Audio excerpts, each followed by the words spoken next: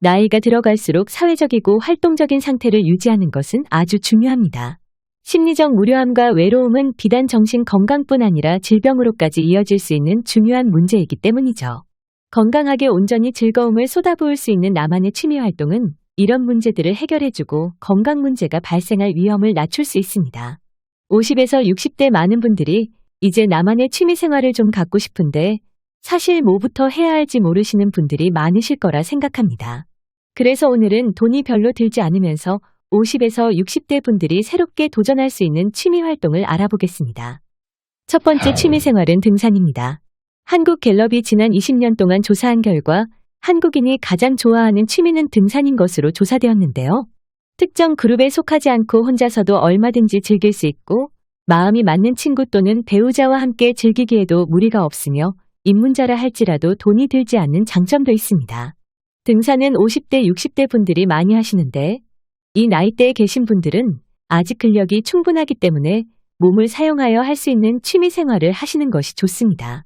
내가 살고 있는 지역에서 언제든지 쉽게 즐길 수 있어서 등산을 통해서 근력도 강화할 수 있고 심폐 기능도 향상할 수 있습니다. 특히 정상에 도달했을 때 느끼는 정신적 만족감은 자존감을 올려줍니다. 그런 면에서 등산은 성취감과 즐거움을 모두 느낄 수 있는 최고의 취미 생활이 될 수 있습니다. 두 번째, 탁구. 집에서 가까운 행정복지센터, 면동사무소에서 쉽게 탁구를 배울 수 있는 곳이 많은데요. 실내에서 즐기는 운동으로 날씨 영향을 받지 않고 비용이 많이 들지 않아서 좋습니다. 탁구는 사람을 사귀기에도 좋으며 두뇌 활성화, 다이어트, 순발력, 판단력 향상에 도움이 됩니다. 또한 팔, 다리, 몸통, 허리 등 전신을 사용하는 스포츠로 짧은 시간 안에 탁월한 운동 효과를 볼 수 있습니다.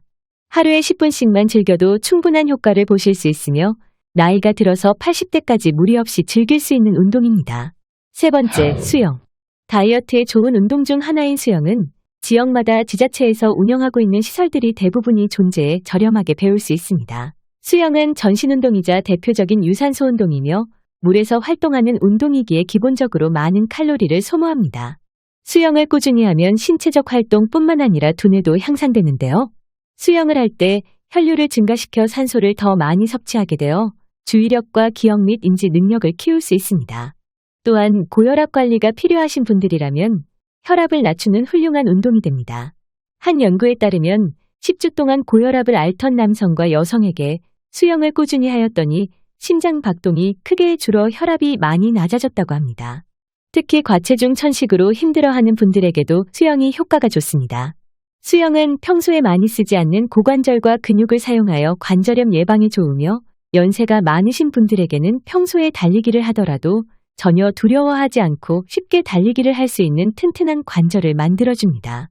네 번째, 걷기 운동. 걷기 운동만 잘해도 건강에 많은 도움을 받을 수 있는데요. 걷기 운동은 대부분 하체 근육을 많이 사용하기 때문에 몸의 기반이 되는 하체의 혈액순환이 잘 되어 당뇨병과 지혈증에 좋고 뇌세포가 없어지는 것을 방지해 치매 예방에도 아주 좋습니다. 일주일에 4에서 5회 만보를 꾸준히 걸어주는 분들이 당뇨와 치매 걸릴 확률이 40% 정도 낮아진다고 합니다. 하지만 노년기에 하는 걷기 운동에는 몇 가지 주의사항이 있는데요. 먼저 저녁에 운동하는 것이 좋습니다. 저녁에는 신진대사를 활발하게 하는 호르몬의 분비가 많아지기 때문입니다. 아침에 가장 혈압이 높기 때문에 고혈압 환자라면 아침에 걷기 운동을 하지 않는 것이 좋습니다. 관절이 좋지 않다면 스틱을 이용해 체중을 양쪽 스틱에 분산시켜주는 것이 좋습니다.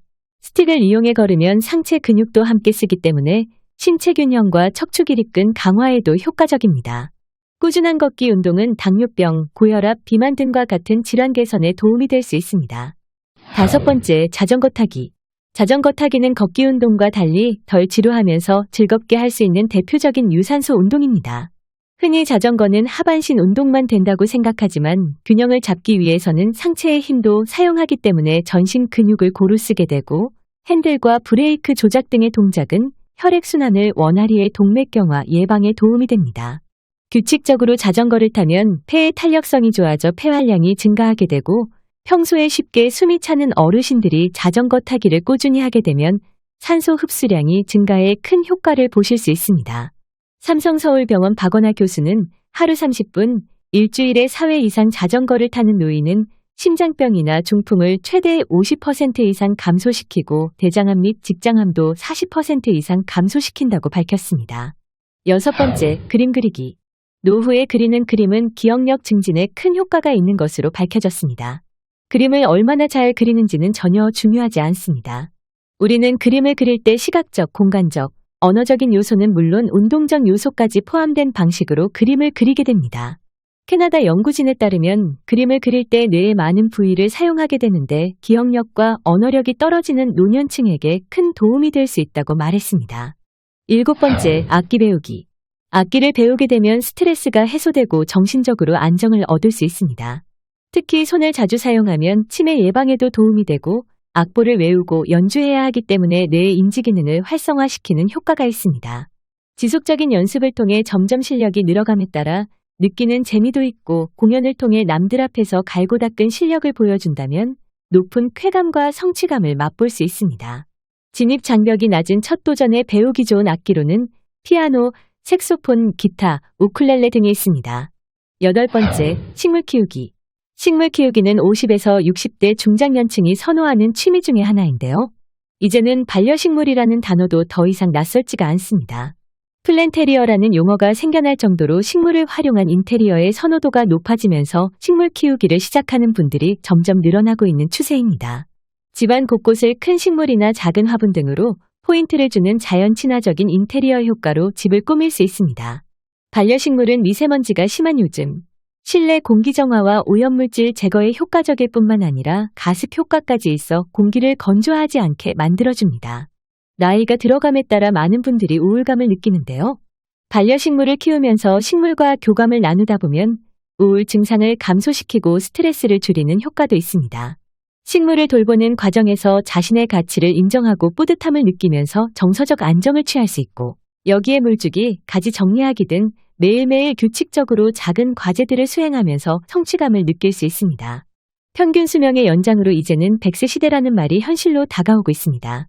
60세 정년퇴직 이후에도 무려 30년 이상 지속되는 삶에 아무런 취미생활 없이 노후 생활을 보내게 되면 자존감이 낮아지고 우울증에 걸리게 될 확률도 높아지며 노화도 빨리 진행됩니다.